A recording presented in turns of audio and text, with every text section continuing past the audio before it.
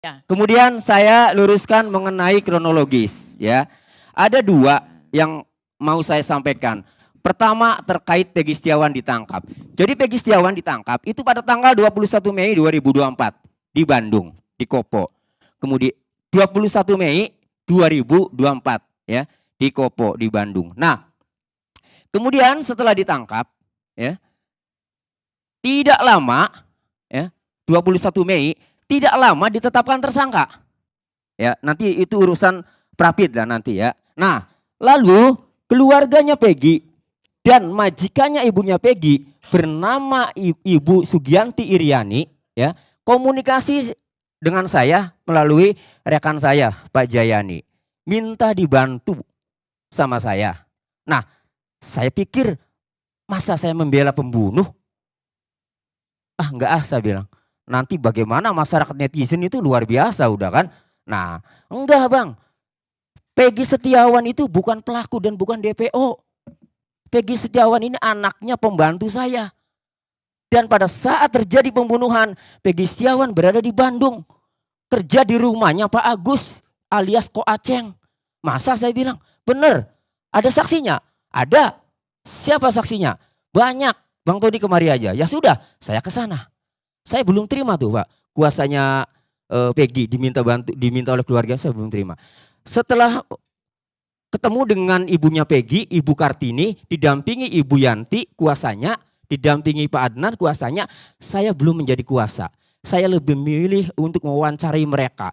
Setelah saya wawancarai live di channel YouTube saya Pengacara Tony, lalu muncullah nama-nama saksi di mana pada saat kejadian berada di Bandung. Pertama saksi Bondol atau Suarsono atau Bondol, kedua Robi adiknya, ketiga Ibnu pamannya Pegi, keempat Agus Ko Aceng pemilik rumah pemilik proyek, keempat Rudi Irawan bapaknya, ya, kemudian Yadi, kemudian Suparman. Dari situ saya telusuri satu-satu dan benar ternyata mereka dengan keterangan polosnya bahwa Pegi Setiawan itu berada di Bandung pada saat kejadian. Dari mana menyimpulkan itu?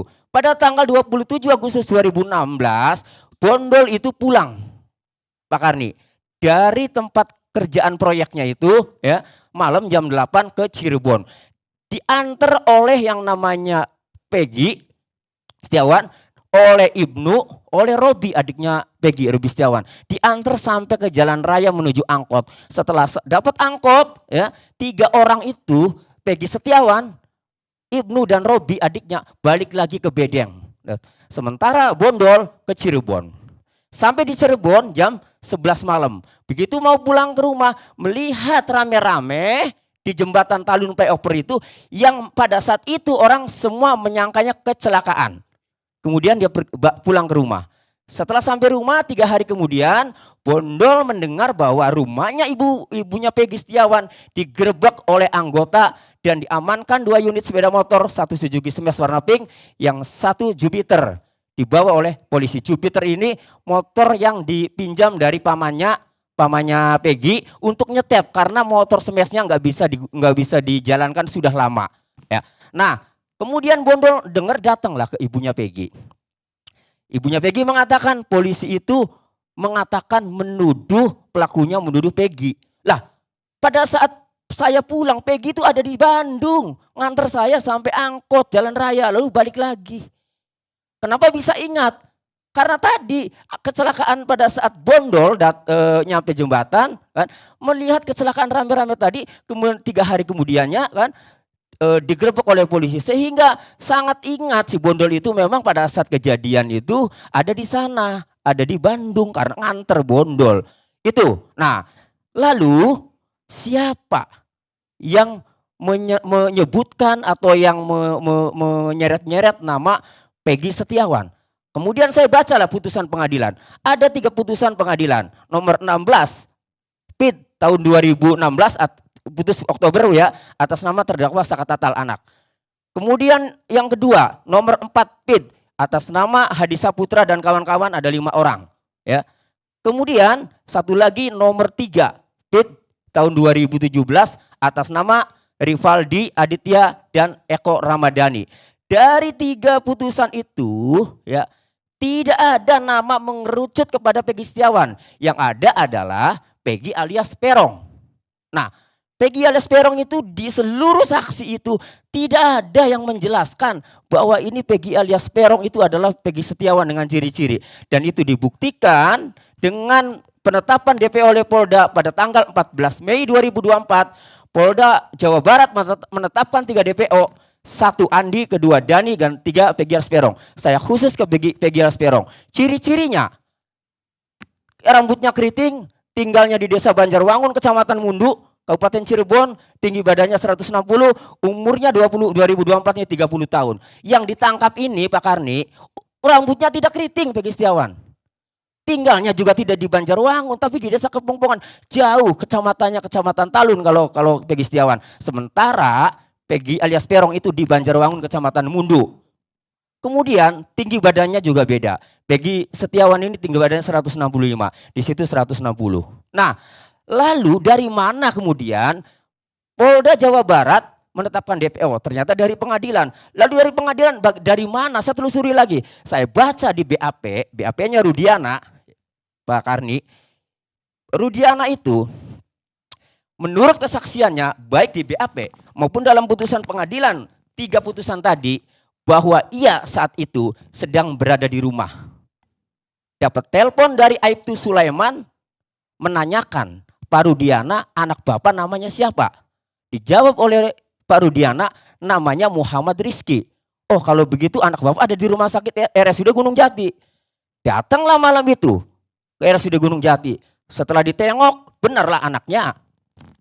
Informasinya kecelakaan. Lalu Pak Rudiana besoknya malam itu langsung mengecek ke Polsek Talun. Setelah nyampe Polsek Talun, ya motornya masih benar. Dia janggal kalau ini kecelakaan, kok motornya nggak hancur. Akhirnya tanggal 31 Agustus, ya Pak Rudiana ini mendatangi AF ke TKP.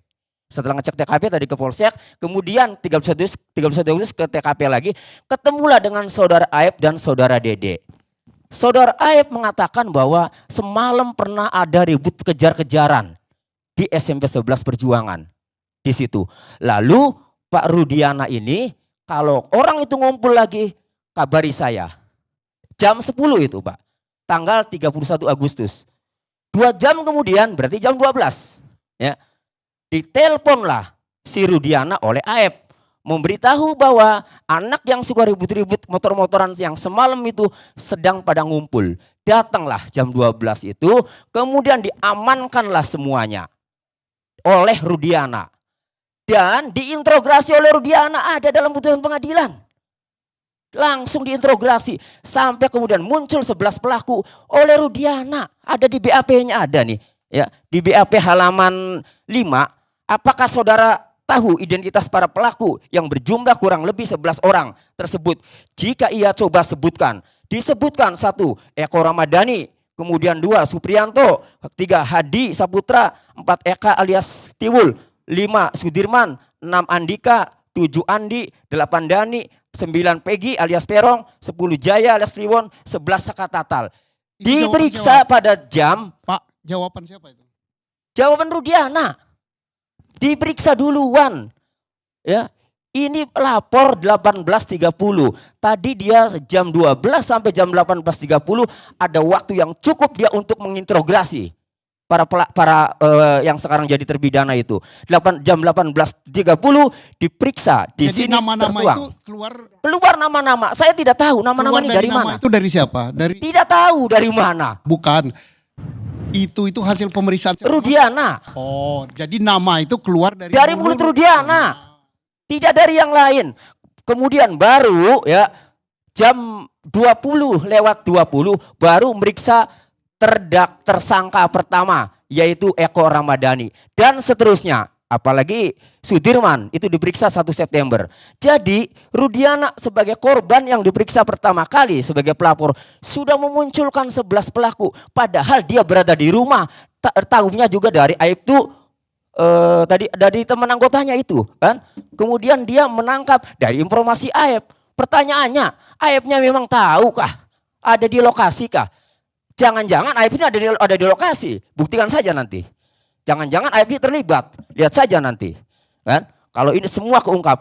Makanya kalau kemudian Kadif Humas Polri mengumumkan bahwa hasil pemeriksaan Propam dan Irwasum, Pak Rudiana tidak ada pelanggaran.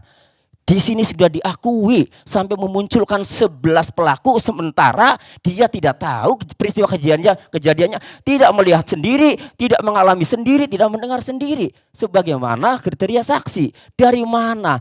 Disinilah ya kami melihat ini amburadul, Pak. Kemudian yang kedua, dalam putusan ini yang menanya Rudiana di sini siapa? Ya. Di BAP ini yang menanyakan. Yang menanyakan polisinya namanya Imanuddin SH, pangkat Ibda NRP 780402770. Cirebon apa Polda itu? Penyidik pada kantor tersebut di atas, di sini Polres Kota Cirebon, Cirebon Kota. Yang kedua adalah Kasdin SH, pangkat Bribka, ya NRP 8412055. Lah, jadi Ibu Elsa baca enggak kayak gini bahwa yang memunculkan 11 pelaku itu adalah Pak Rudiana. Di mana Pak Rudiana tidak mengetahui peristiwa pembunuhan terjadi. Hanya berdasarkan dari keterangan Aib. Kalau yang bagus seorang anggota polisi, Pak Karni, di dalam putusan pengadilan ada 6 handphone yang disita. Dan saya sudah konfirmasi sama keluarganya Pina, kakaknya Pina, ada handphone Samsung warna putih. Dan ada dalam putusan mengadili barang bukti berupa ini. Ada. Kenapa Pak Rudiana dalam jangka waktu dari jam 12 sampai jam 18.30, kenapa handphone anaknya tidak diperiksa? Mencoba menggali motivasi, siapa nih pelakunya? Apa nih motifnya? Kenapa nggak dibuka handphonenya? Handphonenya anaknya nggak dibuka, nggak ditelusuri, ada Instagram, ada Facebook. Handphone Pina juga nggak dibuka, nggak ditelusuri, ada Instagram, ada di Facebook. Lebih parah lagi, saksi dari kepolisian bernama Gugun Gumilar mengaku sudah mendapatkan CCTV di lokasi kejadian, tapi dalam kesaksiannya belum dibuka.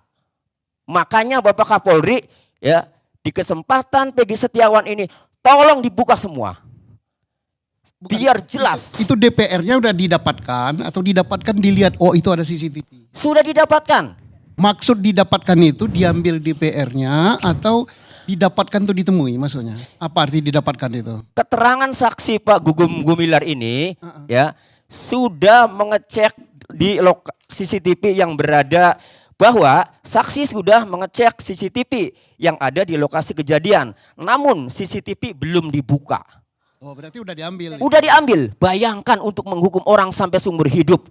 Main-main belum dibuka. Padahal itulah yang dimaksud oleh Bapak Kapolri. Metode scientific, pendekatan scientific crime investigation. Ya Pak Susno. Di antaranya itu. Kemudian di dalam putusan juga tidak ada yang namanya sidik jari. Ya, apakah balok itu dipegang oleh siapa? Oleh Rivaldi kah? Tidak ada sidik jari. DNA apalagi 1 sperma dihukum semua 7 orang memperkosa. Hebat kan? Makanya inilah 2 hal. Pertama, kami menyikapi Peggy Setiawan ini dari mana ya? Dan itu bukan Peggy alias Peron klien kami. DPO-nya adalah Peggy alias Peron.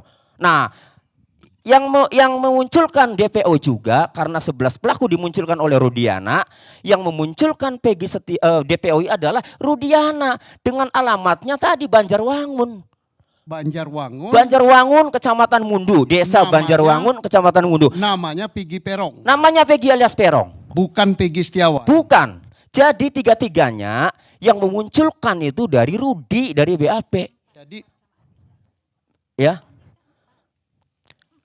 Ya udah, tiga. Oke ya, jadi Peggy yang persoalan nama salah dengan yang ini beda, alamat beda, ciri-cirinya beda. Ya, makanya pada saat Rudiana di BAP sampai memunculkan 3 DPO, alamatnya semua di Desa Banjarwangun, Kecamatan Mundu, Kabupaten Cirebon. Pertanyaannya muncul dari mana dia? Lalu kemudian ditindaklanjuti oleh Polda Jawa Barat dengan alamat identitas yang sama. Dengan ciri-ciri yang tidak tahu karena di sini tidak ada ciri-cirinya. Nah, jadi kami melihat Ya sudah, Sebentar, kalau Polda Jawa Barat berarti tidak menangkap DPO sesuai alamat itu. betul Tidak sesuai dengan nama ciri-ciri. itu. Iya, Tidak sesuai dengan ciri-ciri itu. betul. Itulah yang lagi kami perjuangkan Pak Karni, Kemudian, bahwa oke. Peggy Setiawan ini bukanlah Peggy alias Peron. Jadi salah tangkap kami menyebutnya itu. Itu Pak Susno. Satu kelurahan atau lain kelurahan? Satu kelurahan dalam DPO keterangan Rudiana itu. Peggy Peron yang dicari dengan Peggy Setiawan yang ditangkap ini. Oh jauh. Beda kecamatan. beda kecamatan. Jauh. Beda kecamatan. Jadi kalau dalam DPO Peggy alias Peron ini Desa Banjarwangun, Kecamatan Mundu, Kabupaten Cirebon. Kalau Peggy Setiawan, klien kami yang ditangkap ini ya, itu Desa Kepongpongan, Kecamatan Talun, Kabupaten Cirebon. Jauh sekali. Baik, baik. Pertanyaannya, sekarang Anda kan ke pra-peradilan. Ya. Dan kemudian pra-peradilan dari pihak Polda kan tidak hadir. Betul. Apa tanggapan Anda? Ya tanggapannya ada dua. Karena kami tidak pernah mendapatkan jawaban, tapi kemarin itu dari Polda sudah melakukan konferensi pers, katanya ada waktu yang berbenturan. Tapi itulah silakan, itu jawaban dari penyidik Polda. Tapi bagi kami ini praktisi ya Pak Karni, sudah sering lah jadi kuasa hukumnya pelapor pernah. Jadi kuasa hukumnya tersangka ya pernah ya. Artinya kami berpendapat begini, yaitu sah-sah saja mungkin kami berpendapat itu adalah satu strategi mengulur-ngulur agar dalam waktu 1 minggu ini kan lumayan jaksa mempelajari berkas, harapannya penyidik segera P21. Mereka tidak ngotak kalau yang diberikan seperti itu. Ini sudah menjadi sorotan publik. Ini bola panas. Makanya sinyal Kapolri bahwa hati-hati karena penyelidikan terdahulu juga tidak mengedepankan scientific crime investigation. Artinya apalagi sekarang. Itu sinyal dari Bapak Kapolri agar jaksa penuntut umum hati-hati. Ini mau dibenahi di internalnya dulu penyidikannya. Jadi meskipun kami menilai bahwa ini ada strategi untuk mengulur waktu supaya cepat P21, supaya cepat sidang. Tetapi kondisi saat ini yang disorot publik juga membuat jaksa penuntut umum saya yakin pasti berhati-hati. Sehingga tidak mungkin harapan dari penyidik kalau itu strategi ya. Kemudian cepat P21. Kedua, pendapat kami ya. Ini akan diuji publik, tonton publik. Bisa saja alat buktinya itu masih belum yakin. Kenapa? Karena pada saat kami mendampingi Dede Kurniawan yang terakhir diperiksa di Polresta Cirebon. Masih menggali motif Pak Karni. Yang awalnya di Polda itu motifnya seolah-olah geng motor.